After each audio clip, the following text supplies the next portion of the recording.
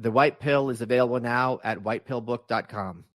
This episode is brought to you by Patriot Gold.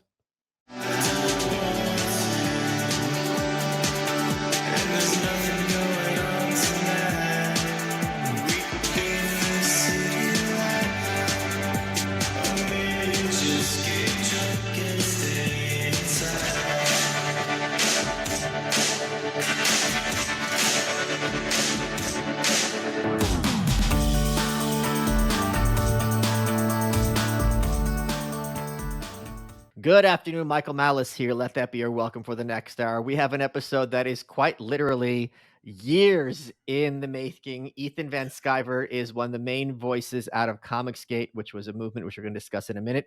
He's got a new crowdfunding campaign for his new comic books. He's one of the most preeminent comic book artists of our time, in no small part due to his big mouth that has gotten him in trouble with some very nefarious people. And of course, he likes to engage in certain online feuds, which I've been very curious to learn more about. But let's get started with the basics, because a lot of people who watch the show might not be comic book fans, even though I am a comic book character. But Comicsgate was something I followed to some extent. It was parallel to Gamergate with the video game industry. And this is something that I think speaks to more broadly cultural issues, the culture war, and issues of free speech and creativity. Can you break down as briefly as possible, I know you've discussed this many times, just what Comicsgate was? Yeah, Comicsgate was the reaction that fans and other professionals had towards realizing that the comic book industry, the hobby, had been invaded by left-wing activists, just like everything else had been. I mean, everything has been invaded by these people at this point. A lot of feminists, a lot of very Wait, feminine. can I interrupt? Because this is Sure. something that people don't appreciate. I'm watching a playthrough of Baldur's Gate right now. Okay. And Baldur's Gate is a Dungeons & Dragons role-playing video game, right? Yeah. And in Baldur's Gate, which is Dungeons & Dragons is originally based on Lord of the Rings, you have different races of people. And races aren't like human races. It's like literally like there's orcs and there's elves and there's dwarves and there are halflings, which is like the Hobbit and so on and so forth. And they're the Durgar. So you have the dwarves who are the regular dwarves. And the Durgar are the dwarves who live in the Underdark. They're like the subterranean evil dwarves, right? The dark dwarves. And I'm watching the video game, and now some of these dark dwarves have African features. And it's just like, that's to what extent leftism has pervades literally everything, that you need diversity even in this subterranean race, which clearly would have, we know what subterranean creatures look like. If you look at salamanders, you look at fish, and other troglodytic types of species, they all look a certain way for evolutionary reasons. No, it doesn't matter. We need to have black people in the underground in this video game. So I don't know if you appreciate that, to what extent this is pervaded. Why would people want to be represented by underground troglodytes? I don't understand why there would want to, why representation would be a thing there. But to me, representation is the weapon that these activists use to gain power. That's what happened in comics. A lot of people who just wanted to take control of the business came in and said, there's not enough representation here. It's racist. It's homophobic. Hire us. Let us hire our friends, and we're going to fix the problem. And how do you answer that? How does a business say no to that effectively? It's impossible. So essentially, that's what happened to the comic book industry. And they immediately started implementing changes, enforcing diversity, diversity quotas, not only in their hiring practices, but in the comics they put out. And DC and Marvel went along with this for a bunch of different reasons. I mean, the Copyright Act of 1976 seemed like a good excuse for them to duplicate and bootleg all of their heroes that the original creators were suing them in court for the rights to. You've got What's this Copyright Act mean? Can you break that down for us? Sure. Yeah, like the Copyright Act of 1976 was implemented so that creative people like the Siegels and Schusters who created Superman and then sold it to DC Comics for $1,200, like in 1940 something. And people like Steve Ditko, the creators who basically handed multi-billion-dollar franchises off to Marvel and DC, and were definitely not, properly compensated. They'd have a chance to sue these companies and get the rights to these characters back. And it's working to some extent. It's working. They're winning these lawsuits.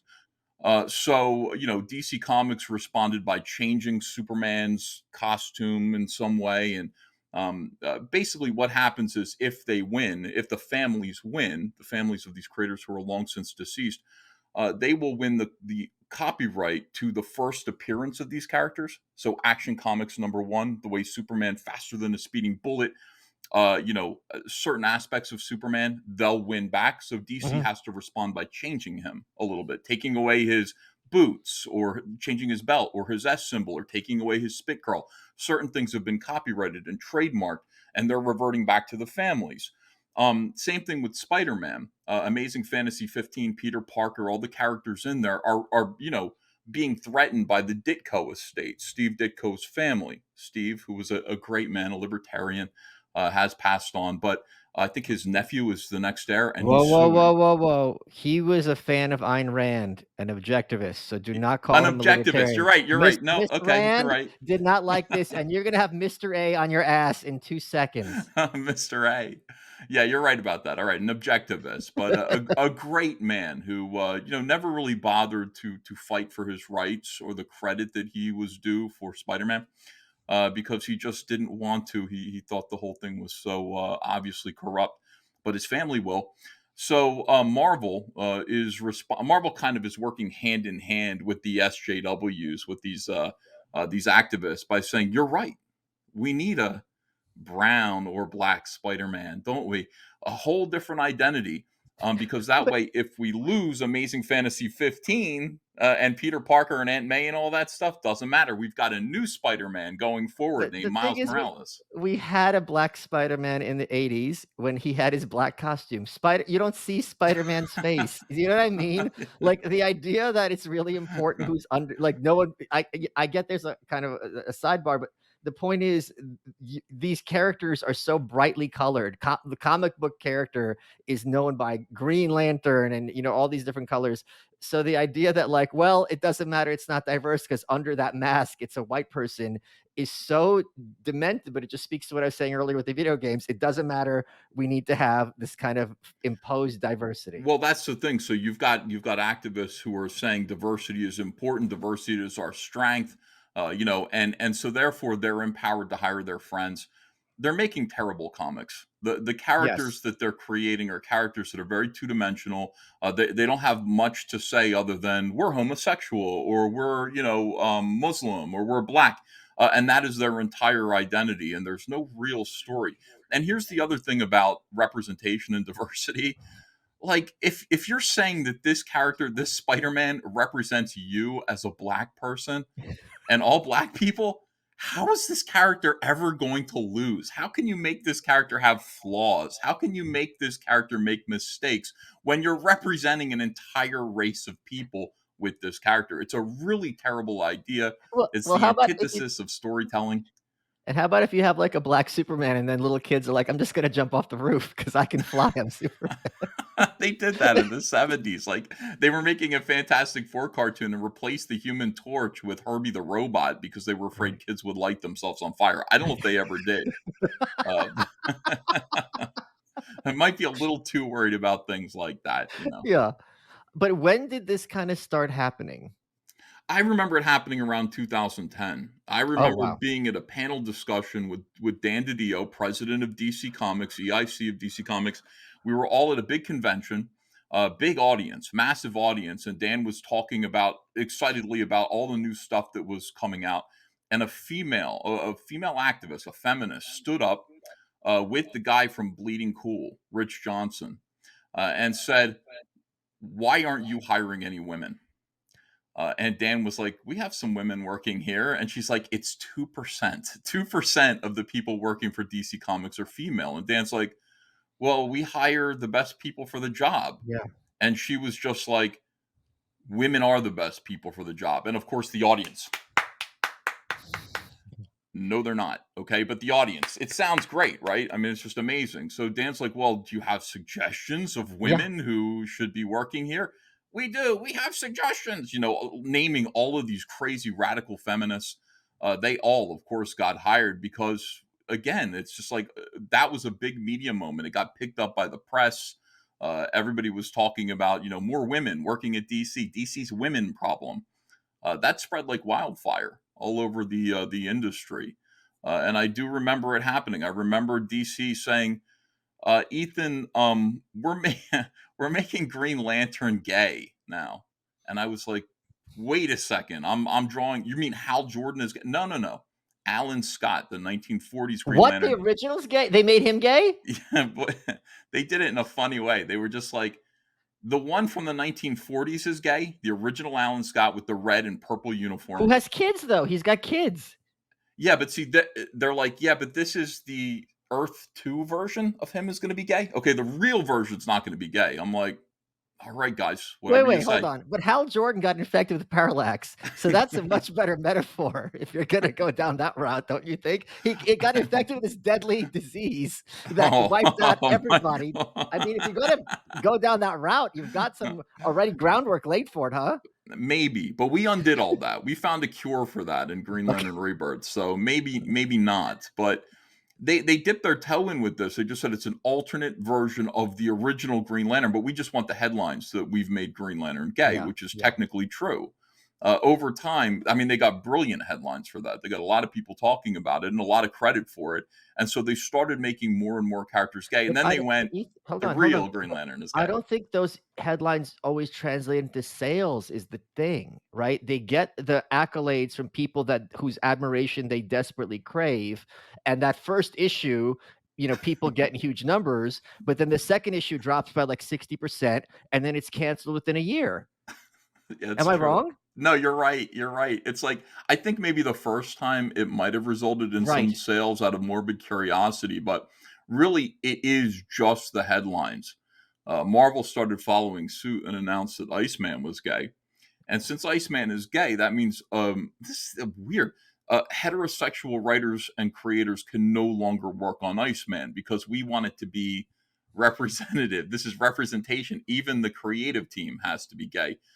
So they hired a gay writer, and he got all these write-ups in New York Times. It was enormous. Like, just, wow, look, Iceman is now gay, and we've got a gay creative team, and boy, this is wonderful. The Wait, book got hold on, canceled Ethan, after how 6 could issues. you, as a heterosexual man, realistically know how to draw a gay person who shoots icicles? Like, use some logic here. Let me Clearly, do it. I'll do it. only someone who's I'll attracted find to a their way. yeah, only someone attracted to his own gender knows how to correctly draw a gay man who shoots icicles. I mean, use logic, Ethan. I guess.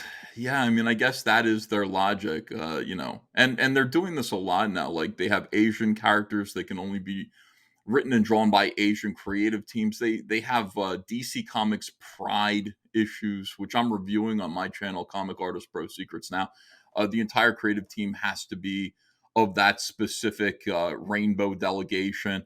Black characters can only be drawn and written by black creators.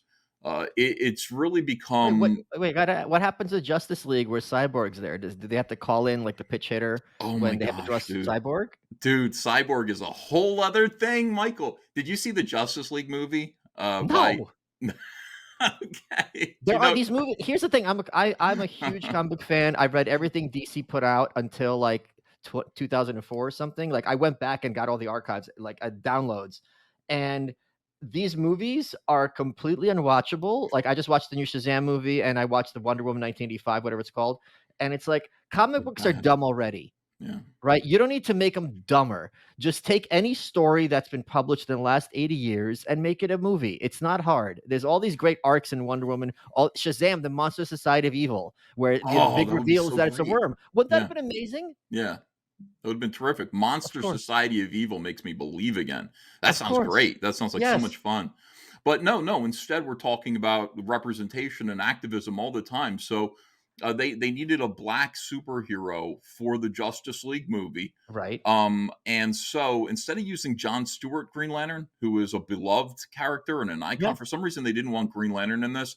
They brought Cyborg over from the Teen Titans, and Cyborg he's a guy who his body blew up. I think his rib cage and his head remained, and they Yeah. rebuilt him. So he's got a cybernetic body that can stretch and do all kinds of cool stuff. Well, they hired this guy, Ray Fisher, who you may have seen in the news subsequently about this very thing. And my friend Jeff Johns sat down with him to talk about his character. And this guy sees himself as a Shakespearean actor. He's just like, I am I see my character this way, and Jeff is like, well, he's Quasimodo, he's Frankenstein. Like Yeah. understand, like he's a sad, tragic character, and he's like, Yeah. why is the black character Quasimodo and Frankenstein? He goes, here's the question that I would like to ask you, Jeff. When Cyborg had his body blown away, what happened to his penis? Oh I my. swear to God, this is true. And Jeff goes, I think it was also blown away. Like I think his penis was also destroyed. And he goes, so you're telling me that the first black superhero in the DC universe, black man, has been emasculated. He has no dong. And Jeff was like, never thought of it that way, but I guess so. Yeah. And he's just like, do you know how the black community is going to react to the fact that the first black DC superhero is dickless? And Jeff goes, I don't think they're going to even ask. It's a superhero movie. I don't think it's going to hit him. He's like, Ethan, that just makes him trans representation, you dummy. that's what he should have said. He's Yes. trans. But Jeff just said, like, look, I don't think anybody's going to care. And Ray Fisher said, are you telling me that you, a white man, know the black community better than me? And then he spread that out there, No, this so really Jeff, happened? yeah, this really happened. It was it really happened. And now Jeff Johns is known like on the internet as a racist because Well, I guess he Cyber. should have said, I know the robot community better than you because all of my friends are on the spectrum. That's his response. Good Lord.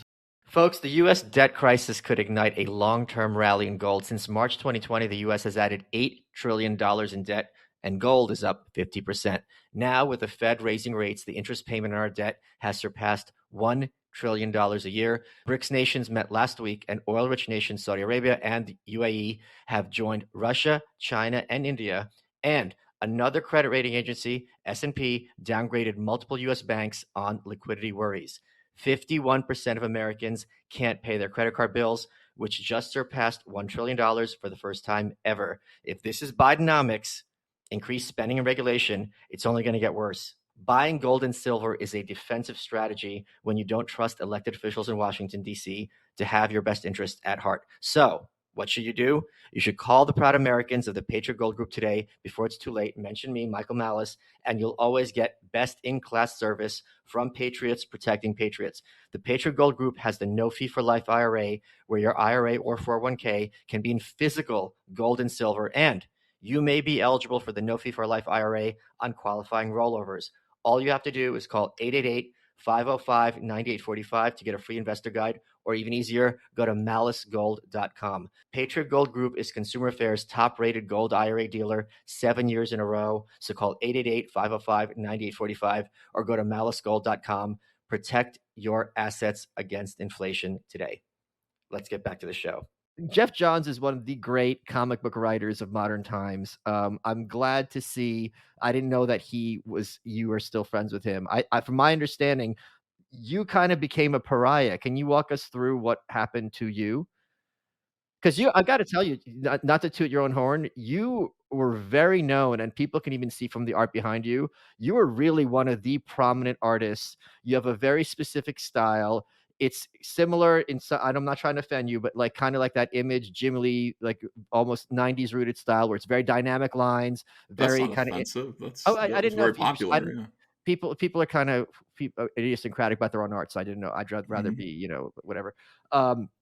Very specific musculature. It's just really kind of like watching what you do is amazing. It's like even though it's 2D, it's like reading an action movie, like the way you Oh, draw. thanks. So you were Appreciate very, that. very popular as opposed to some artists who are just like you look at them and you're like, how this guy ever get hired? So for you to kind of so-called fall from grace in some ways you weren't expendable like some of these other artists were. You really were a big name and still are in at DC Comics.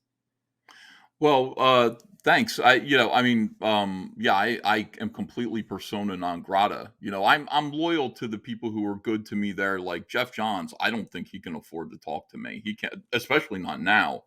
If Jeff Johns Okay. were seen to talk to me after being called a racist by Hollywood by this, I think he'd be in real trouble. But yeah, people knew at the in the comic book industry that I was a Republican, and I was seen as an oddball for being a Okay. Republican. In fact, there were a lot of leftists who in fact, almost everybody over there's a leftist, but a lot of them would immediately jump to that. I'd say, "Hello, how you doing?" And they'd say, "How could you have voted for Mitt Romney? How could you have voted for Bush? How could you?" Immediately, I'd be like, "Can we talk? Like, let's talk about Plastic Man or Aquaman. Why are we talking about politics all the time?" But because I was a Republican, they started calling me kind of a Nazi. And at first, it was in good humor and it was kind of fun because this especially started to happen during the Obama years. Since they were in power, me being a Republican didn't scare them or bother them that much because they were telling me that Republicans would never regain control of the White House or any levers of power in Washington ever again. So it was kind of funny. And they'd be like, "Yeah, Ethan's a Nazi." And so I kind of played into that a little bit. I kind of made that part of my identity that this was, understand, we used to be able to laugh at things. Oh, I thought you So meant you killed some Jews. no, no, no, no. I named my first of all, they gave me the assignment of fixing Sinestro, who was Hal Jordan's like number one villain, and he was always Yes. a little bit silly. And I Yes. said, "Look, this guy's he's a dictator. He's a cosmic kind of scary. Let's kind of give him the pallor, the demeanor of Adolf Hitler. Let's give him And a also, haircut by like the way, Hitler he's too." also his skin is like magenta. So we talk of diversity. Sinestro's not a white guy. No, no, no. He's not a white guy, but that didn't matter. I mean, clearly, I gave him an armband with a symbol on it and Okay. everything like that. I really evoked Hitler with this character. And guess what? He became DC's number two most popular supervillain, right behind the Joker. He became enormously popular. They made Barbie dolls of my version of Sinestro, complete with the Nazi armband and the haircut. I got one. It's hilarious. Okay. Really popular. So, of course, because Sinestro was popular, I was going to San Diego. You put out a sketchbook for people to buy at San Diego. I called my sketchbook My Struggle. No, you. Yes, I did. It's called My Struggle. And it had Sinestro on the front, looking like Adolf Hitler and all of this stuff. Hold on. And, I'm looking this up right now. I cannot some, believe this is this is real. Oh my absolutely God, it's true. real. Yes. It's real. My signature, which is shaped like a diamond, it's blah blah blah. They started saying that it looked like a swastika. People were saying it's a hidden secret swastika. It wasn't. It never was. I promise you. But Oh my. because it's diamond shaped, because they were saying that, I thought it was funny. I had my friend mock it up like a swastika, like on a Oh red my. background and a white circle, my signature, and it said Van Sciver über alles and Oh my. Germanic lettering Yeah. and all this stuff. Anyway, this was all good fun while Obama was in power. Wait. You're missing another key part. Let's Wait, what's totally this? dork out here. Okay. Let's totally dork out here. Since the 19, I don't know if it's from Earth 2, but at least Hal Jordan, the Green Lantern's power ring is powered by willpower, right? Right. It is literally the triumph of the will is the I Green didn't think Lantern. of that. I should have done that. My next Yeah, sketchbook should have been called Triumph of the Will and had Green Lantern on and it. it I would be never, perfectly oh, on brand. that would have been perfect. I didn't think of Yes. it. But what we did do was I created a rainbow spectrum Yeah. of different rings. So you had green in the middle, which is will. Right next to it, we already knew yellow was fear. We created blue lanterns, which are hope. And then all the way around, Roy G. Biv, okay, like, different drives, different motivations, which would make a colorful ring work. And then on the other end of the spectrum is black. That's death. So what would life be? White. Yeah, I read these comics. I White. remember. Yeah. So basically, I had DC Comics make symbols for white power, and they didn't know it. Uh, you can find you can find them on eBay if you want to. There's the Wait, white. didn't Sinestro become the White Lantern? He did at one point. Yes, he had white power was powering him. He became. There are white power rings because they're green power rings, and now there are white power rings, and they're available. You can buy them on eBay if you want to. Oh my God, I'm looking this up right now. Holy crap. Oh, Yeah. it doesn't look okay. It's just like a diamond with Oh, my signature. Yeah. a Yeah. triangle with like little coming out of it. It says Wow. Ethan. Yeah, and a little Oh shape my like a God, that's diamond. so I've funny. had it since the fifth grade. It was, it's just an idea. But yeah. So there's that. So all of these things converged once Trump was campaigning. At first, I was skeptical. 2015, I was like, I don't know about this guy. But by 2016, I was all in, and I was in with the Pepe memes. I loved everything that was going on in the 2016 election. Loved it. But I never thought Trump would win. I just didn't. I thought Hillary was a foregone conclusion, and I believe what my peers said. Republicans are never going to gain power again, and Trump is a clown. It's just not going to happen. I actually won an autographed Trump MAGA hat. That's the other thing. So I had the Make America Great hat autographed by Trump. The night of the election, Trump wins. I can't believe it. I have never been so happy in my life. I'm ebullient, just like Wait a every minute. Republican. By the way, you're a dad, so Yeah, this was the happiest day of my life. it was pretty good. It was up there with the birth of my kids. I was so happy. So I take my autographed Trump hat and I selfie and I post it to Twitter. I did not yet realize that literally all of my peers, their brains had broken over this Yes. event. I didn't understand that. I just thought it's an election. What do you mean? My team won this time. That's great. Yeah. That's cool. You'll get a chance in 4 years. No, no. This meant the death of the country. The Yes. experiment had failed. We must resist. At every turn, everybody who voted for this man is now a criminal who must be destroyed. Yes. Literally, that is what happened immediately after the Yes. election. And here's me with my tweet Yeah. announcing that I have won. It's like, Yeah. so my peers set upon me to destroy me, and they found evidence of me making fun of the fact that they called me a Nazi. They now presented that in a new light as if to suggest that, in fact, I was a Nazi and I was hiding in plain sight. It was awful. It was a profound betrayal of the kind of the fake love that we had between us. You know what I mean? It's like the comic book industry, us as creators, we kind of goofed on each other, but we Yeah. knew each other and we kind of looked after each other. It was awful. It was completely and totally awful for me to have to come out and say, I am not a white supremacist. Okay. Like, I Yes. am not a Yeah. Nazi. This is crazy.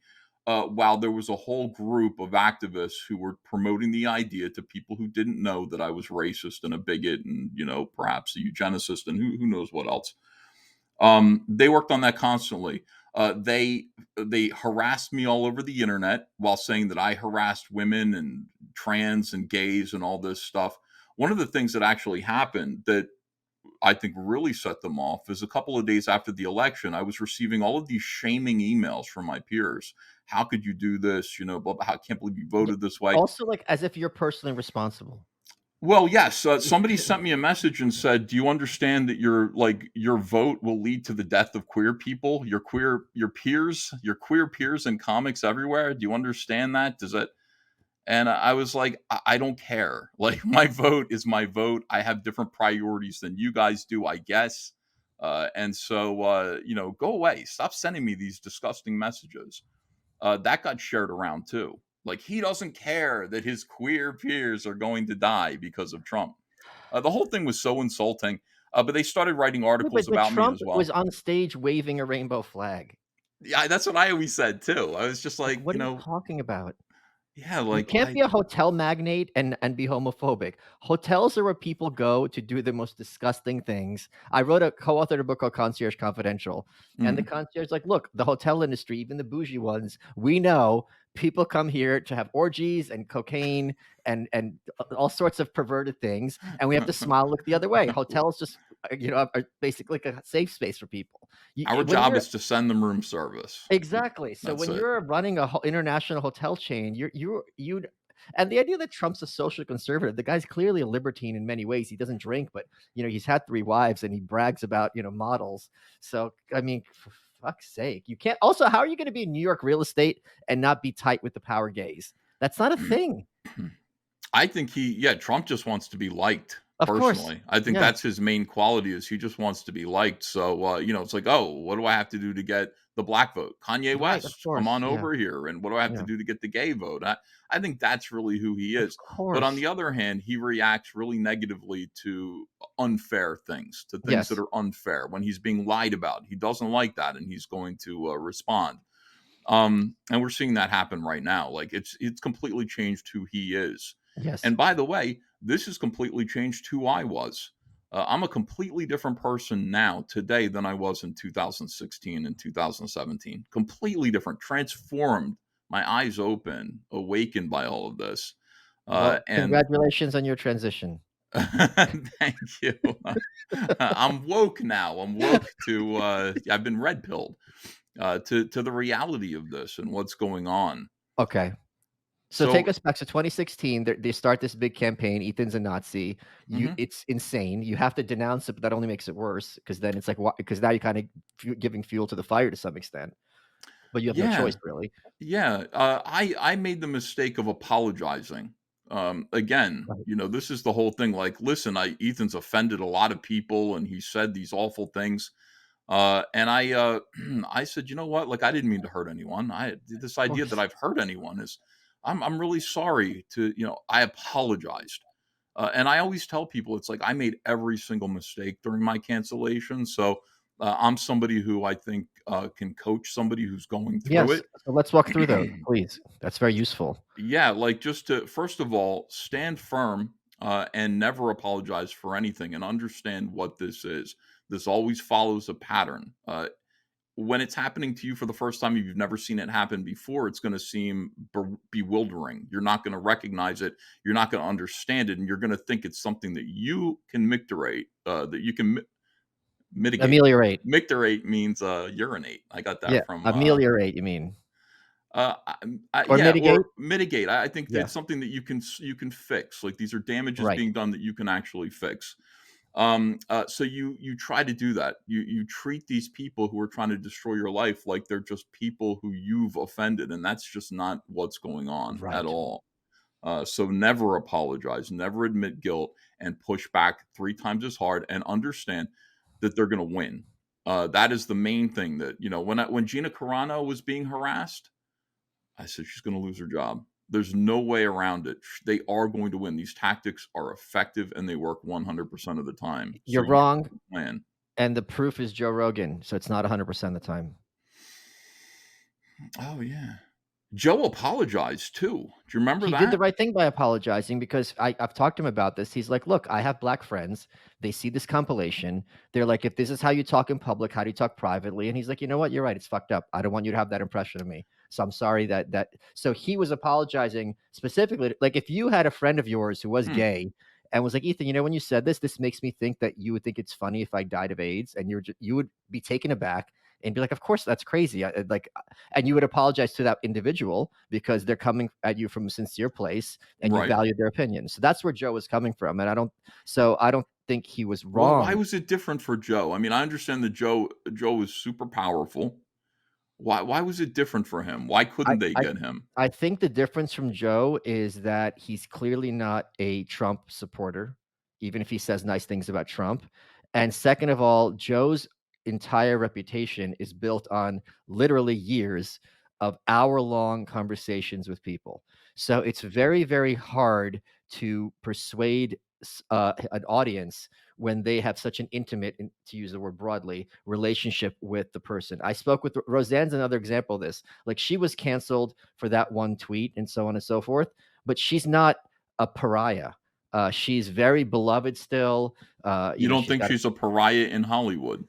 She's a pariah in I'm sorry, she's a pariah in Hollywood, but it's not like Paula Deen. Do you know what I mean? Who Paula Deen just says one word 40 years ago, and then like she's in the witness protection program. Um, Is she? I remember I that. mean, she's back on YouTube, by the way. But Kurt Yeah. Metzger, the comedian, he was like, "Wait a minute, this old white lady said the N word once 40 years ago. This is the least racist woman the South has ever produced. They should have statues to her." And she felt really bad about it. Like, this is really your. But the point is, so there are examples of people who are maybe canceled, but not to the extent that it used to be. And Well, Joe's really the prime example. yeah, Joe didn't suffer much at all. I mean, I Right. think while he was going through that, he had to strategize very carefully. I do remember that. He is superhuman, Joe Rogan, most of And the Ethan, time. in all seriousness, like, yeah, you're canceled from DC and Marvel, but broadly, but the point is, you've got your product behind you on the wall. You Mhm. have a big audience. You're still producing. We're going to talk to about a minute. So there's difference in cancellation. How back in the day, it's like, how am I going to make rent? And it's like, okay, I can't work for DC or Marvel anymore, but that doesn't mean I got to start being a janitor. Well, not for lack of trying. I mean, this is what Comicsgate was all about, because they were saying we're going to make Ethan bag groceries, and I'm like, that's what my peers were saying. That was their plan. They thought it was really funny that I just I had my daughter, and she was just diagnosed with autism, and we were trying to figure out what we were going to do, and they all knew that, and they They don't still care. tried to take away my livelihood. They They don't thought it care. would be really funny. Yeah, they don't care. That was the whole, I think, agenda behind this. So I started a YouTube channel called Comic Artist Pro Secrets, just so that the people out there, like, like speak my mind and just sort of be in contact with people and push back and just say some of the things they're saying are not true, and it's important that people know that and hear it from me. And DC Comics asked me to stop doing that. DC said stop social media because they were ramping it up. They were getting worse and worse. I was getting articles in the Daily Beast. Not only that, I was hanging out with, this was another weird thing. There was a guy named Richard C. Meyer who had a channel called Diversity in Comics, who was identifying the problem in comics, and he had gained quite a little following around him. And I was witnessing personally, firsthand, experiencing everything he was talking about, and I knew he was right, but he was scaring the hell out of the comic book industry, and they literally wanted him dead. There were threats. They located his family. They found where they thought he worked and tried to get him deplatformed from his work, get him fired. They tried to make him lose his Patreon, all the things that they do. They just wanted to punish him for speaking out about what was going on in comics. It was crazy. That's how important all of this is to these people. I mean, their job is to take control of the comic book industry. Somebody else's job is to take control of CNN or MSNBC or Hollywood, but their job was to take control of comic books, and they were taking it very, very seriously, as though it were the White House or Congress. And so anybody who was speaking out and in a convincing and eloquent way had to be destroyed. I was listening to him. DC Comics pulled me into a meeting. I had all of the presidents, the execs of DC Comics, and they said, "Why? You're like one of our most visible artists. Why are you listening to this guy? You're seen in his live stream audiences and everything like that. What you need to, like, you're upsetting people." And I was like, I said, because what he's saying is true, and you all know it. I know you guys. I've known you guys for 20 years. You know what he's saying is true.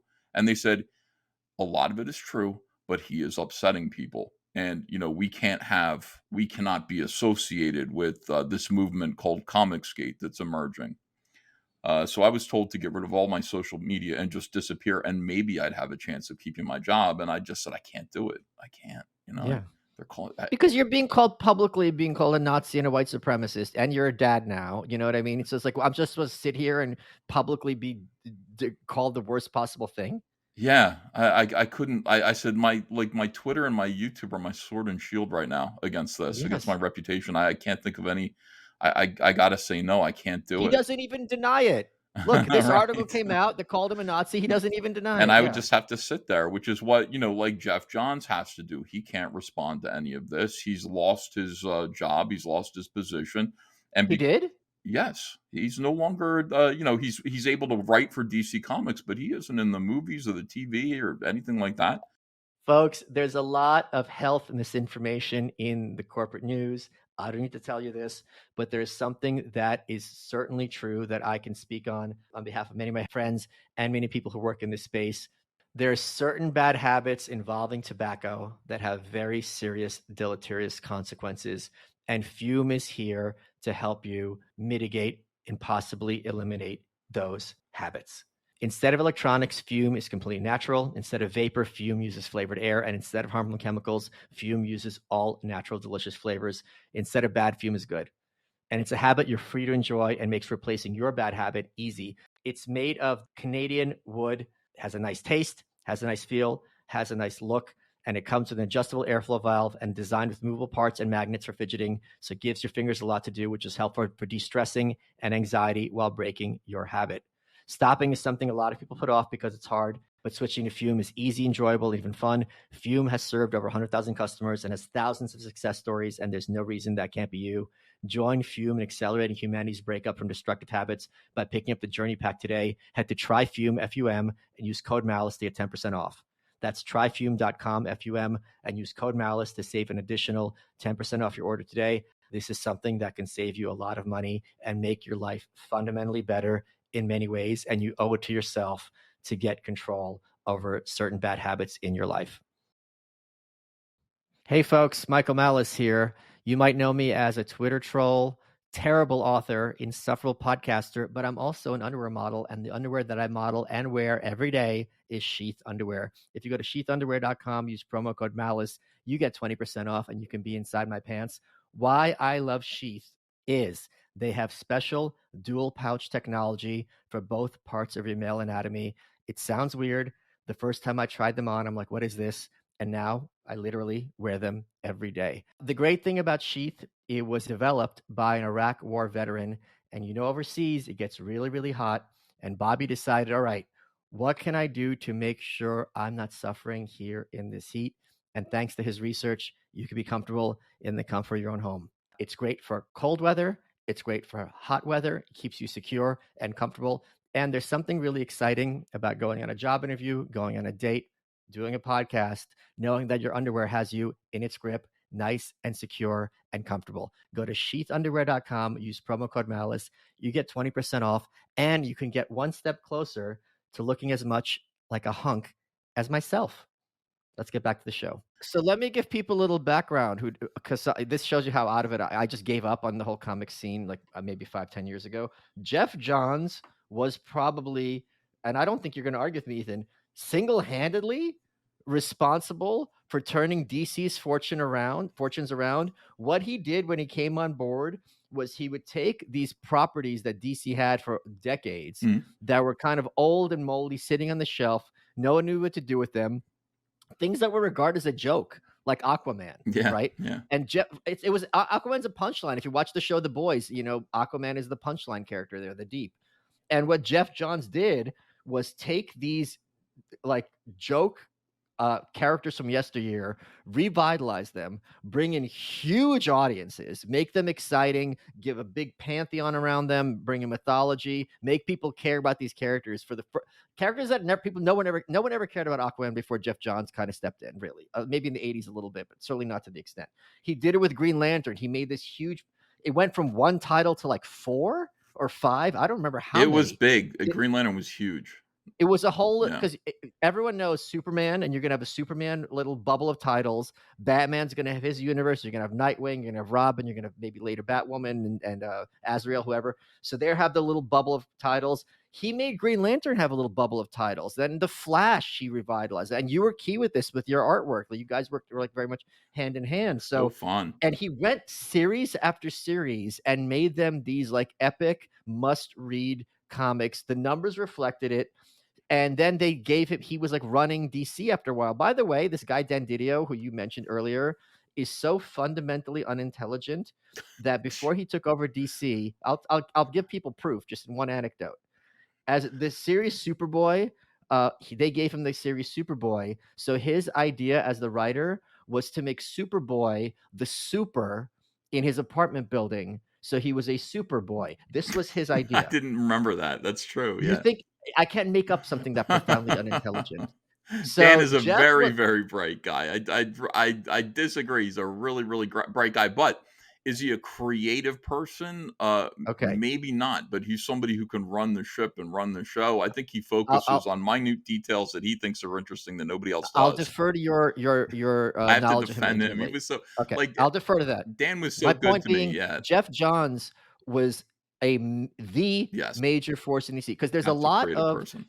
talk in right of center circles that think, oh, all this stuff's about clickbait. This is just a way for them to make money. If that were true, they would be on Team Jeff, because Jeff was, and when he was making the movies, he was writing the good or creative director, whatever the title was. He was the guy because he knew the comic book world. He knew what audiences liked. And he clearly got off on delivering stories that he knew that they would enjoy, and everybody won. So I didn't realize that they wrote him out of town on a rail, so to speak. Well, he was chief Wow. creative officer, and he Okay. Yeah. lost that position, and I mean, he's still loved over there. I think everybody realizes that what happened to him was unfair. He's also a very valuable creative person, so Yes. he's still there, but he just doesn't have the power of the cloud that he did. He lost all of those cool jobs that he had, and it sucks. I mean, it really is unfair. But anyway, I remember I got a phone call from DC Comics that just said, we're not going to be able to renew your contract. You've got 4 more books with us, and then you got to go. 4 So more issues or 4 more, 4 like, 4 more more issues again? issues of the book that I was currently working on that they were going to Okay. cancel it anyway. So they said, "Look, you got What 4 title issues." was it? It was Hal Jordan and the Green Lantern Corps. Okay, yeah, okay. Got 4 issues worth of income, and then you got to figure out what you're going to do. Now you have to Wow. understand when I say I was canceled, I work in the comic book industry, which is Right. the mainstream comics, all the different companies, not just Marvel and DC, Image, Boom, IDW. These are all places where I would be welcome to work. And then the extension of that is comic book conventions, where I Yeah. could go and meet fans and sell sketches and product and all these things. I've been blacklisted from all of that. I mean, if there's a convention that I can go to safely and be invited, like they're going to be deliberately right wing. You know what I mean? It's not going Wow. to be just one of the big conventions that everybody gets to go to, and I'm sure like I won't be safe there. I'll have to be very careful if I go to New York City Comic Con or San Diego. There's no safety there. They've marked me as like the most hated man in comics at this point, hated by these communists, beloved by conservatives, beloved by the people, but hated by most of the industry. So that's what I mean by blacklisted. That's what I mean by canceled. Um, But I gotta ask, Ethan, no one's ever, ever, ever, I bet, well, please correct me because you would know better than I do, ever said you're a bad artist, right? They well, I mean, they can't go after that they because your try art is to, just yeah. off the. Really? Yeah, of course they do. It's like that their attitude is to just be as awful to me as they possibly can. Okay. And like my Sure. work isn't 100%. You can go through my work and you can find things that I've done in the Of past course. that you can, go this was done on a deadline, cover turned Yeah, around of in an course. hour. It's not very good. That kind of a thing. You can do that to almost any artist. So they do try to do that to me, but no, I mean I think my talent and my creativity is uh, and also my communication skills, which I think a lot of artists fail. They don't have. I mean, they're very quiet wallflower types, and I'm the opposite. I'm a Yeah. loudmouth who puts myself across pretty well with vigor and humor, and all of these things make them really really dislike me, and they call me dangerous. They call me dangerous. I'm not dangerous. I'm a delight. I'm the human sunbeam. I'm wonderful. But anyway, yeah. So I just figured, what I had to do, and I remember like, boy, Must have been scary. You must have been terrified. yeah, I remember when it happened, and I remember being on the phone, and I remember my wife was in the kitchen holding Ava, and she knew that what this was the phone call, and this was the phone call where they said tomorrow we'll let you know what our decision's going to be. Are we going to renew your contract or not? And I was talking to people who were my friends over there. And, Yeah. one of the guys who does contracts over there, who was a dear friend of mine, he was tasked with the phone call. So he called me up and he said, I got bad news for you. And I heard him. I remember this because it makes me still love some people at DC Comics. I remember hearing him pour whiskey into a glass of ice at work. And he knew what the circumstances were. And he just said, we're not going to be able to, we're not going to be able to re-sign you you know and he said under the circumstances, he's like, we're trying to make a deal, we're trying to sign ourselves, we're trying to sell ourselves to AT&T, and this Yeah. is an unwanted distraction, Yeah. which is making it's going to contribute to making that sale tough. And he was just like, I'm sorry, my friend. And I remember turning to my wife and just being like this while he was talking, and oh, just terror, absolute terror, where it's over. You mean like Chris Benoit? Uh, no, no, no. I didn't hurt my wife. I made that gesture at her like, That's it. "This That is was his not good gesture, though. news." That was he did No, it, no, though, no. and then he did it for real. Yes. No, it was not a threat. Happy I was Father's just saying, Day. "No, this is it. Like, yeah, this is bad news." And she and I, who, we prayed together for the first time, which we'd never done before. We prayed and said, "Just show us the way. Like, what are we supposed to do?" It was revelatory. It was really Was great. there I gotta ask, there must have been a lot of gloating. "We got this fucker. Ha ha, we won." What was that like?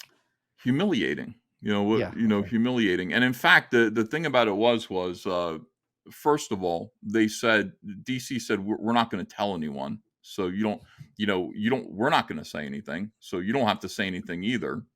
Yeah, no one's gonna notice. Where's one of our most But I had prominent artists just vanished? Oh, I had oh, see, he's this on Earth was too. this was February 2nd, right? So February Okay. 2nd, and I had 4 issues to do. So I knew, Yeah. by the way, can you imagine turning in pages when that's going Yeah, on? of You know, course. it's Yeah. so embarrassing. It's so awful. I'm like, here's some more pages. And everybody's like, gee, thanks. Thank you. Whereas Yeah. before it'd be like, these are beautiful. These are great, Yeah. Ethan. Yeah. Keep them coming. Yeah. So it was really, really terrible. I got 3 of the issues done.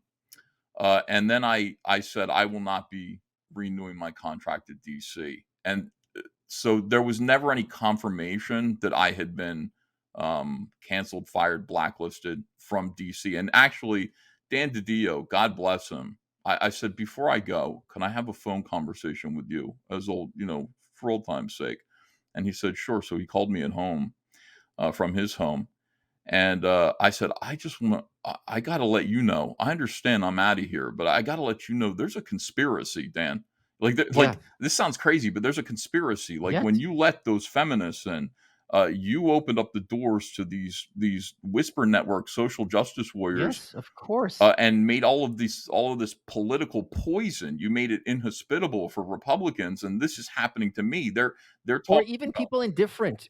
That's the thing. It's not Republican. Even if you don't care about this stuff, you're in trouble If you because don't you agree have with to them in care. any way, we got the guy named Donald DeLay, who was working at Image, and the narrative, the SJW narrative, was that Richard C. Meyer was like Hitler, and so he's like, I listened to some of the videos, and listen, I'm a Democrat. He's like, he's not Hitler. Like he didn't. It wasn't so bad.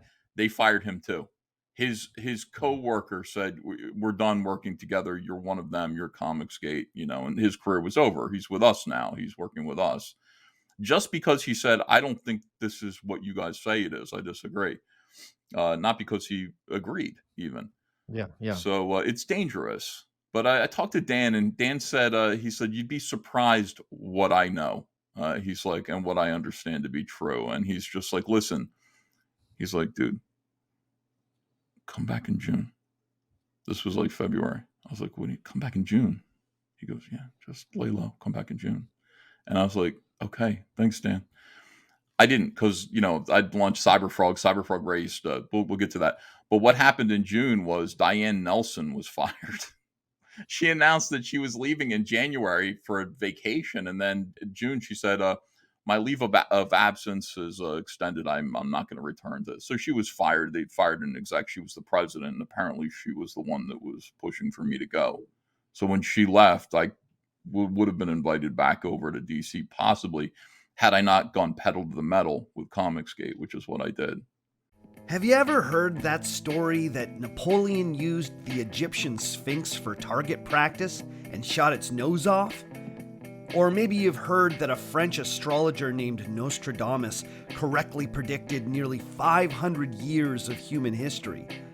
Or maybe someone told you that the legendary blues guitarist Robert Johnson sold his soul to the devil at a crossroads in Mississippi. These stories are what I like to call historical myths. Great little tales that may or may not have any basis in historical fact. On Our Fake History, we explore these historical myths and try to determine what's fact, what's fiction, and what is such a good story it simply must be told. If you dig stories about death-obsessed emperors, lost civilizations, desperate sieges, voodoo black magic, and famous historical figures you thought you knew, then Our Fake History might just be your new favorite podcast. If you dig it, then subscribe on Apple Podcasts, Spotify, Stitcher, or wherever you get your podcasts.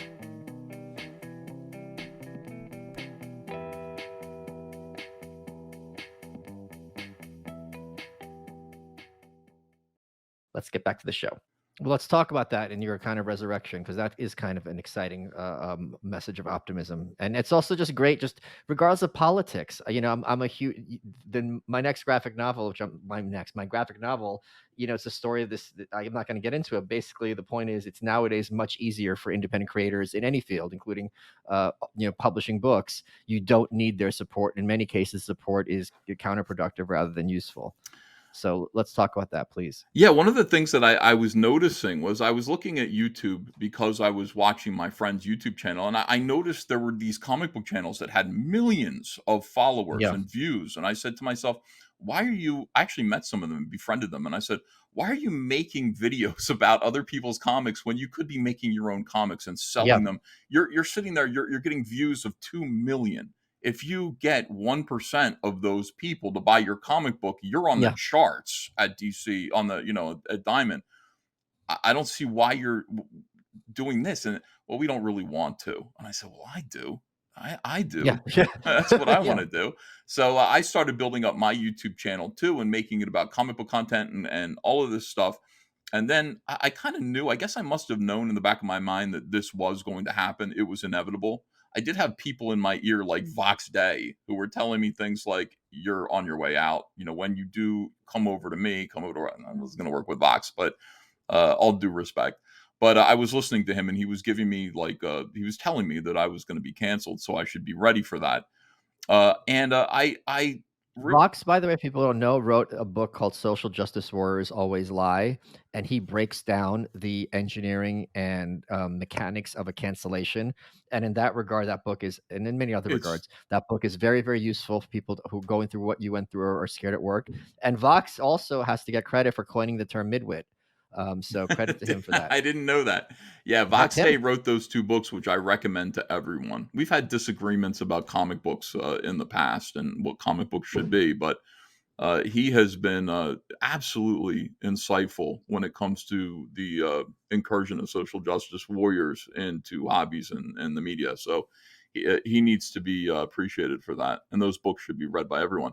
But I knew it, so I built up this channel, this YouTube channel, with a lot of fans, and then my wife and I started looking at crowdfunding. And I Yeah. was talking to Diversity in Comics, Richard C. Meyer, at the same time. I said, "We're both going to do this. If let's crowdfund comics, and let's promote the crowdfunds using our YouTube channels. Why hasn't anyone done this before? This is incredible."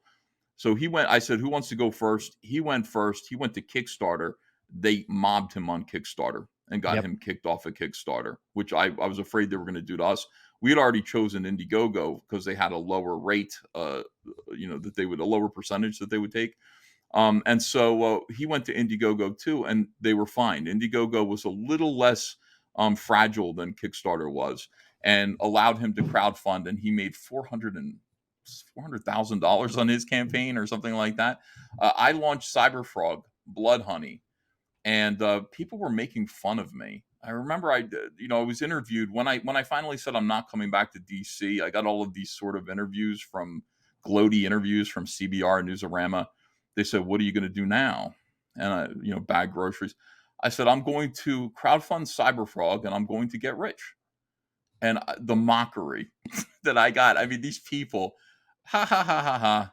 Oh, Trump, you're going to be president? Okay, Donald Trump. Right. Remember John Oliver? Run. Please run. I'm begging you, because America doesn't want you in the White House, but we do want to see you run. Yeah, go clown yourself, Ethan. Yeah, go ahead. Right. I Yeah. gotta say, like Trump's You need fortunes, us? it kind Has of these people not read Atlas Shrugged? They really think that without us, them, like, you can't possibly succeed. And then it's like, I did succeed. It's like, oh, fuck. right. I feel like my fortunes follow his in so many different ways, like on a smaller scale, but like when he's having trouble, when he's having success, it's always the same with me.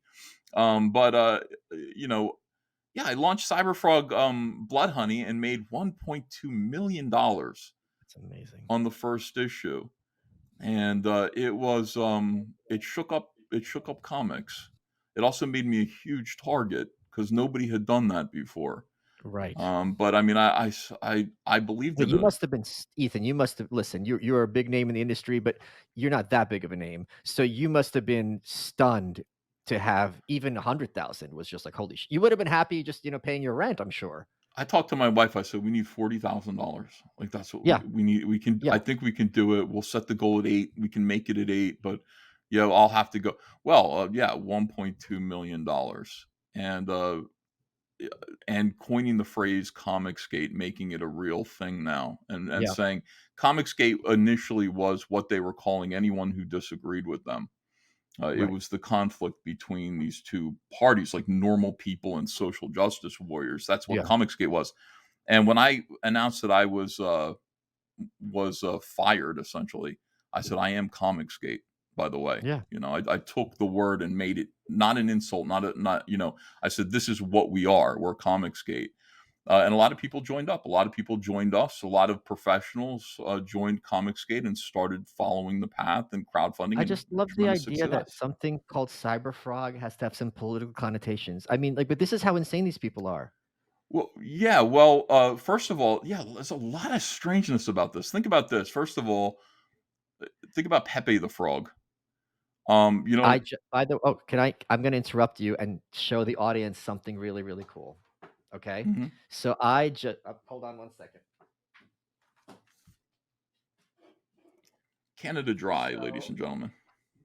so I not only did I get a piece of original art from Matt Fury, who created Pepe the Frog, Oh, I also have a piece of original art from Nick Bugis, who is the creator, aka known as A. Wyatt Man, who drew that Jewish figure. And oh, I no asked way! Wow. I'm gonna put them side by side. I had been in touch with him through a friend, and I'd asked him to draw me like that because I'm Jewish. I'm like, that would be so cool to have that original art in my house. And he had said, no, I respect Malice, and I only make fun of people I don't respect. So unfortunately, I don't have that, but I scored a piece of his art, That's and I amazing. also have a piece of Ben Garrison's art. So they're all three of them from the New Right book are going to be side by side in my guest room. So That's yeah, beautiful. But yeah, yeah. so you just see frog already means something. Well, somebody said something interesting, Oh, that's like right. That's a good point. Yeah. frog already has political connotations. Cyber Frog I created back in the 90s. This was an old character that had nothing to do with politics at all. But somebody making fun of me said, wouldn't it be funny if Ethan Van Sciver started his career in comics with Cyberfrog and ended it as a cyber frog? In other words, a Yeah, that's Republican right. on the internet. Like, that's what that means. So it's amazing. Like, it's a really neat thing. And frog stands for fully rely on God, which is another aspect of this that I just love. Okay. And yeah, like it is. And the book itself is actually, it is political. It's an allegory, obviously. When you think about the fact that in 1998, in the story in 1998, the Earth is invaded by a swarm of alien hornets that consume human beings and paper over civilization with just their own bodies. And human beings, by the way, are hypnotized into docility and just sort of say, Earth is for everyone. Welcome, Yeah, welcome yeah, to yeah, Earth. yeah, yeah. And the military doesn't even fight back. They just allow themselves to be overrun. Cyberfrog is sent to Earth to oppose them, but he's not prepared because in the 1990s, when he's sent here, he spends his time eating corn chips and watching MTV and just, being basically the 90s slacker type. He doesn't realize the importance of his mission. And so when the Vespers invade on August 16th, 1998, interrupting Bill Clinton's speech confessing to lying about the Monica Lewinsky thing to the American people, that's when they invade. And people just put up with that. Cyberfrog and Salamandroid, his big brother, are taken out. They can't handle it. They weren't prepared for it. The source of their power, Chel-Sin, the spaceship with communicative cyber abilities, is destroyed. Her powers are disabled, and they lose. And Cyberfrog is basically put into a regenerative. Boy, why can't I speak today? Do you want to try that word? Because you're the artist, regenerative. Yeah. You're the artist, not the. It's why Stick I'm to the the writer pictures, too. I'm the Ethan. writer too. I'm having I know, but difficulty saying come words. on, core competencies Um, here. but Cyberfrog's in the Schuylkill River for 20 years, okay, in Philadelphia. This is where this all takes place, in Philadelphia. And in 2018, he emerges and he sees Philadelphia is now an enormous hive. It's humanity has been decimated, not decimated, it's been destroyed. There are maybe 10% of humans still exist, and they're hiding. They're in the woods, they're in the forest. They abide by rules: stay near smoke, stay in the trees, always wear red. They can't see red. It's like, and do not panic. Never panic, because panic is intoxicating to the Vespis. That's the name of these murder hornets from space. And he has to undo all of that. And that's in the first issue. This is the second. By the way, look how beautiful my comic books are compared to what Marvel and DC are putting out. This is Cyberfrog 2 Wrecked Planet. Even the back is like, it's just like a bespoke item here. It's like a treasure. But Cyberfrog and Salamandroid have to undo all of this. And they find their friend Heather Swain living in the woods in a survivor's compound, that's that abides by these rules of survival. And the question is, how do we fix this? How do we fix a world where everything that humans have built, all of the wonderful things that were built by humanity, have been overtaken by this parasitic horde and destroyed? I think you and I are around the same age, Hmm. and I bet you and I both grew up on V. Is that correct? I Because love that V. sounds Yeah. yeah, V Yeah. very heavily in some ways, and we're the precursor to this. Oh, absolutely. All these alien invasion things are wonderful Yeah. to me. But the thing about the Vespis is, once you understand how they talk, once you here's a little spoiler from the book. By the way, they've grabbed one of the human survivors, and they're laughing now. Cyberfrog can understand them. He's down there being held. He's stung. He's numb. And they say, "Here's a tip. This planet is small. We talk to each other. Don't screw with us." The Vespis are SJWs. Okay. They behave like leftists. They are a hive mind. They're a swarm, and they're bullies. They're vicious, cruel bullies. And actually, I'm gonna correct you a little bit. One of the first SJWs was Woodrow Wilson, who was like a wasp. So maybe hornets and wasps, there's a little more of an allegory there. We could say hornet. Whenever I say alien wasps, people go, white Anglo-Saxon Yeah, Protestants, yeah. and I So you go, have to say I better hornet. say hornets. But yeah, so that's Cyberfrog, and it's been tremendously successful. The second Well, you have got issue. a campaign now. Can you tell people about that? Sure. Cyberfrog 3 Red Extermination is up on Indiegogo now. You'll be able to get the first two books in a compilation called Blood Honey Wrecked that's in there. It's going to be a nice big fat book that has everything in it already. And then please back Cyberfrog 3 Red Extermination. It is going to be tremendously satisfying. Is that the climax? Is that like the No, there's a conclusion? fourth one called The Green Oh, hell yeah. Supremacy. Okay. Green supremacy. You have to understand, all of this is this is going to go on and on and on. This story is going to continue. There will be a 5, there will be a 6, but the first story arc that I'm going to combine into the movie is the first 4 books. Okay. Cyberfrog 3 Red Extermination is, people are calling Cyberfrog 2 the Empire Strikes Back of the series. It It's when the is, bad guys win? Okay. yeah, it ends on a really bad, it's awful. Like, it's very sad and scary. It must be so much more gratifying to write your own work than rather than draw somebody else's. It really is, because Yeah. it's, when I was at DC, I would have to fight to get my ideas used when I knew my ideas Yeah. were better than theirs. And I Yeah, would, because you think visually, not every comic book writer does, and you're certainly gonna add something, especially someone with so many years of expertise in such a specific style.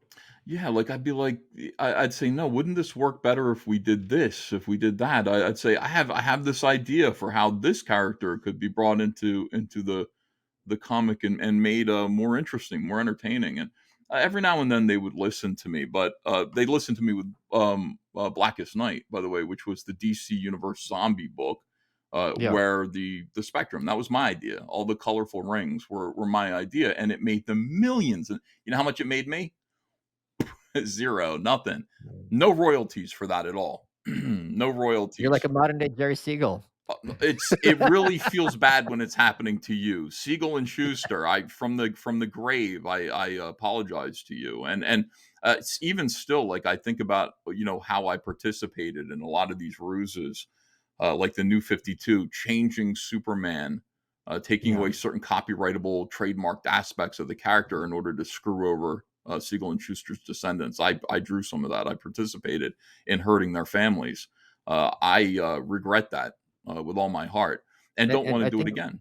You know. And people also need to appreciate that the reason, if you're a comic book fan, they have the same series over and over and over, even though no one cares. I mean, when I was in high school, I had a plan how to rewrite the Metal Man, and I still think it's a great idea. But the point being, they just have to put it out every few years because if they don't use the characters, they basically become public domain. So they have to every few years put out a new issue of Prez, America's first teenage president, because God forbid they lose the copyright or trademark for this, like, what is it, 4 issues in 1972? Yeah. But it's like, well, that might be a hot commodity one day, so let's bring out Prez again. It's all So coming out. I mean, look, Batman and Superman are going to be public domain in 10 years. assuming they don't Congress doesn't extend it again. Because look Um, at Mickey Mouse. Mickey Mouse should have been public domain a very long time ago. yeah. And Disney keeps lobbying. And what people understand, Stefan Kinsella, who'd been the first guest on this version of You're Welcome, he's a big anti-copyright, anti-trademark case. If they lose the copyright, it's not like Superman ceases to exist. It means anyone can write a Superman Right. story. So instead of one Superman movie, you'll have like 10, and odds are one of them is going to be really good Yeah. instead of like the garbage that, like, when it's written by committee and it becomes unwatchable. Well, I mean, look, Winnie the Pooh is in public domain now. That's Okay. officially in public domain, which is why there was a horror movie called Blood and Right. Honey, which is Winnie the Pooh and Tigger as serial killers. Essentially, you're allowed to use the characters, the A.A. Milne characters. They just can't be. There are certain aspects of those characters, like Winnie the Pooh's red T-shirt. You know that Disney owns that. They trademarked that version of Winnie the Pooh. But you can go back to those books and you can do Winnie the Pooh in some different way if you want to. That's Unless you're in China. in China. Is it different? I don't know. Well, no, they draw Xi Jinping as Winnie the Pooh, and it's a huge, Oh, uh, uh, yeah, an it was a insult. huge. That's why they made fun of it on South Park. It's a huge. I think his name means bear in Chinese or something like that. So it's like a real, like, symbol of defiance there. Yikes! I didn't know that. That's Yeah, yeah, interesting. yeah. Yeah, Popeye's going to be Um, public domain soon too, and I like Popeye. I wouldn't mind doing something with that. Oh god, I mean, that's 'cause that seems to be the sweet spot when it's a character who's universally known, but the lore is not universally known, at all. I remember I grew up on the Popeye cartoons. The movie, which I saw as a kid, I don't remember watching really anything about it other than it was Robin Williams. There's a lot there to explore. And who's the other one who I'm a huge fan of is Dick Tracy. Oh, when They is made that? what a Like when? you mean, That's got to be I don't know soon. what. That's public domain. Probably. I Yeah. mean, he came out, what, 31, I think was the first, so that is just really a character ripe for exploration. There's so many angles you could go with it. And he's been parodied, of course, many times because he's such an over the top character in the Rogues Gallery and so on and so forth. I just got to tell you, so you kind of yourself said, oh, if they're going to try to cancel you, they're going to win 100% of the time. Well, you're just proving that that's yes and no, because you We've were got never to going to be figure out a making way to. 1.2 million for a drawing of DC. Yeah, like, but we've got to circumvent this. I think it's Right. shameful that I can't work wherever I want to work. Sure. That's the problem. I'm somebody who, it's not as though I haven't proved myself time and time again to be somebody who creates things that are incredibly valuable. I create seven-figure properties for Yeah. myself and for other big companies who hire me.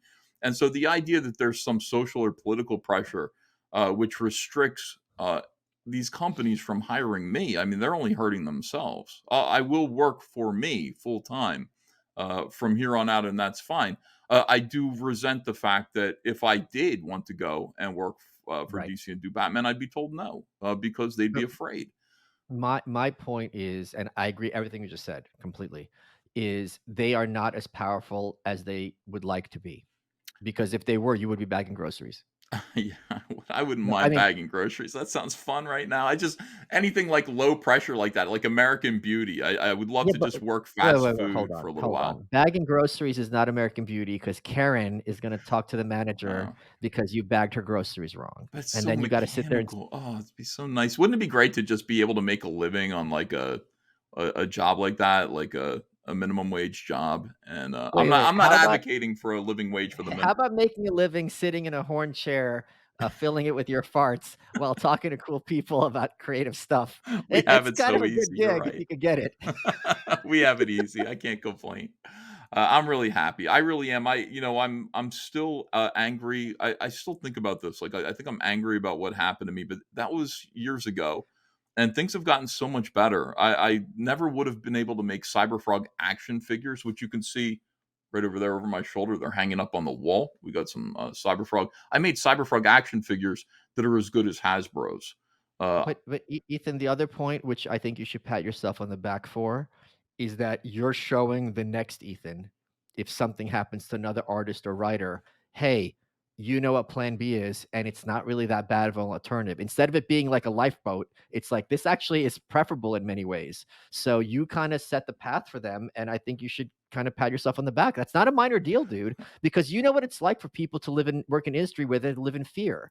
And now you and Eric July, my buddy, and other people are showing you don't have to live in fear if what you had regarded maybe like in the 90s as the worst possible outlook consequence for you, like you're done, it's a wrap, what am I going to do now you know exactly what you're going to do, and you're probably going to be more successful at it.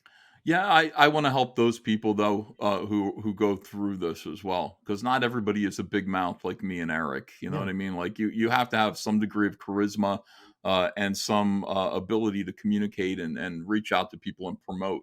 And listen, they say I'm like a carnival barker on an Atlantic City boardwalk. I take that as a compliment. I think that's a very Yeah. nice thing, because so was Stan Lee. So was And Walt also Disney. comic books are a sideshow. Yes, they So are, yeah, of it's course. perfectly appropriate. The Joker, like these people are all freaks. Like, what kind of man puts on spandex and goes around punching criminals in the face? It's not exactly a decent person. Well, I mean, and the other thing is, like, really, comic books should be a fun escape, just Yeah, like the circus is. And so I'll be PT Barnum, and that's a fine of thing. course.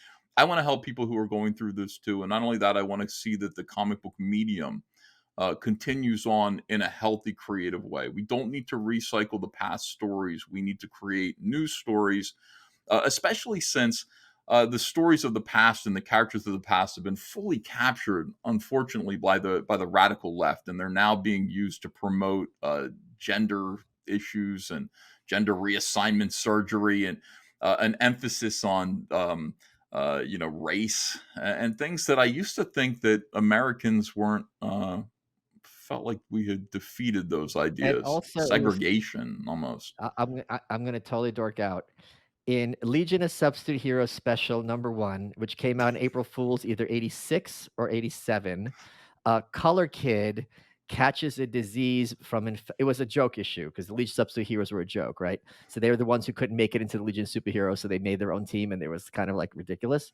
Infectious Lass, who was obviously not allowed into the Legion of Superheroes because she didn't have control of her superpower of giving people diseases, she gave him a disease that turned him into Color Queen. Do you remember this? No. And he turned into a girl. Yes, this was actually one of the punchlines in that issue. He woke up, he's a female. There's something called pink kryptonite that makes Superman Yeah, gay. Look that up too. That's very funny. He hits on Jimmy Olsen in the but office, that and was a Jimmy's joke. like, That was like a one-panel joke. That wasn't a real story. Yeah, yeah. The other thing I'll tell you, and I'll tell the audience, so this graphic novel I'm writing, I got in touch with the main character. It's based on a true story. I hadn't spoke to them in 17 years. And I was really, really scared that they were going to be like, I don't want to do this. What are you talking about? Like, blah, blah. But they were very supportive. And that was like kind of like the last hurdle that I was worried about. So I'm excellent. really excited to go forward with it. And obviously, you and I will be talking, and you've been a big help so far. So I'm really excited. So, wait, last thing. Are you kicked off Twitter? What's going on there? Oh yeah, I did get kicked off of Twitter, and I deserved it. I'm not gonna. I mean, I don't deserve it, but I guess I broke the TOS. Um, What happened? a bunch of SJWs were calling. See, I don't do this well. A bunch of SJWs were calling comic skaters Nazis and bullying them. Okay.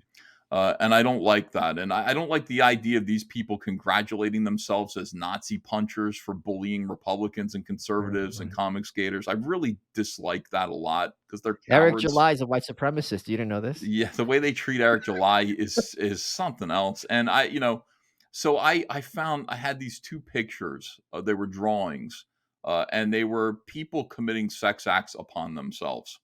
And I posted them and said, "This is you fighting Nazis." Essentially, both times. This is you. This is an image of you fighting, quote unquote, fighting Nazis. Just pleasing yourself, as it were. And that was enough. I got booted off of. They called it a violent threat. I got booted off of Twitter.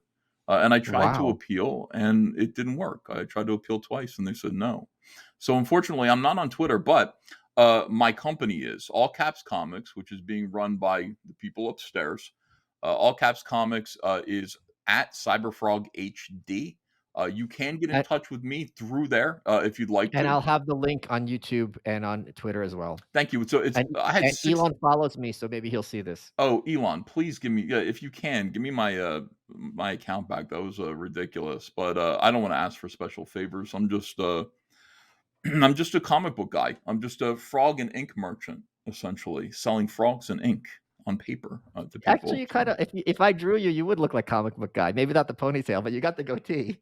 Actually, worst cyber Oh, frog geez, I ever. hope not. Why would you say something like that? I hope I'm more Well, handsome than I'm not as comic good book of an guy. artist as you, and it's easier to draw someone who looks like Bouncing Boy than all the musculature. That is true. That's very true. But yeah, so I appreciate it. I understand that. Anybody who wants to follow what we're doing, please do follow us at Cyberfrog HD, all one word, on Twitter. And you, like I said, you can reach me through there, through that, Okay. if you want to.